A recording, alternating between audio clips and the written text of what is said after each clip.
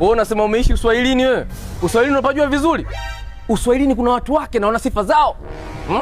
Uswahilini kuna pisi fulani hivi zinavaa dera, alafu bega linaachiwa nje kama hivi. Alafu hapo kuna mistari ya sidilia inapita.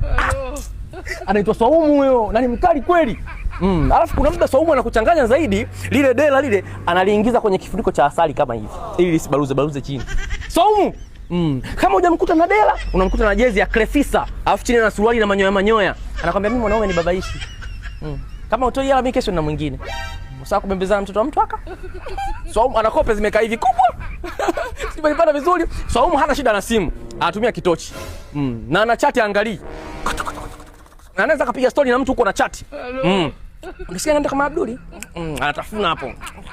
Sendi. Swaumu huyo. Alafu lazima awe mwembamba. Awe mabiti. Lazima. Hiki lazima kionekane hiki. Kinaitwa clavicle au collarbone au stop dish.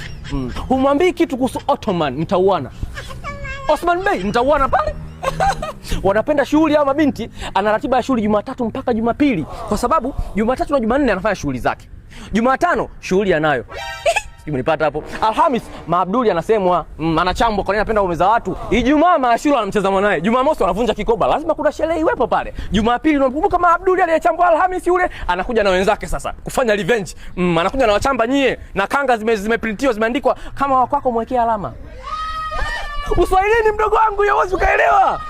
Alafu mabinti wale wembamba wadogo wale wanapenda sana nyimbo zao ni singeli, wanapenda sana singeli, ila mama zao taarabu waambii chochote. Unasikia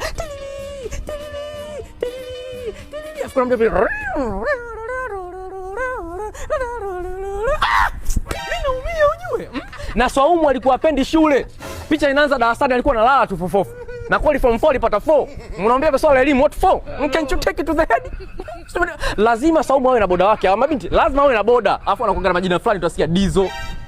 Dizo na siri nyingi za Swaumu ila ongee chochote. Kwanza kashablesiwa na yeye. Sawa tu ndio hivyo. Silent treatment, never talk before. Sio umenipata vizuri? Na Dizo muda wote macho mekundu. Anafika na boda pale anasema mwambie umefika. Swaumu anatoka pale na meli beta amependeza chini na vikuku ila yeye anaenda kula bata yani unyama tu. Sio umenipata vizuri? Huwezi ukaelewa bila dimbili. Na Dizo anamvumilia Swaumu kwa sababu Swaumu ana akili ya maisha. Anamshauri vitu vingi kwenye maisha. Juzi tu hapa Swaumu alienda kwenye geto la Dizo. Amesikitishwa. Amelia sana, ametoa machozi anamwambia Dizo ili joto mimi siliwezi. Kwani usiende pale baridi kuna AC za kulipia kidogo jamani?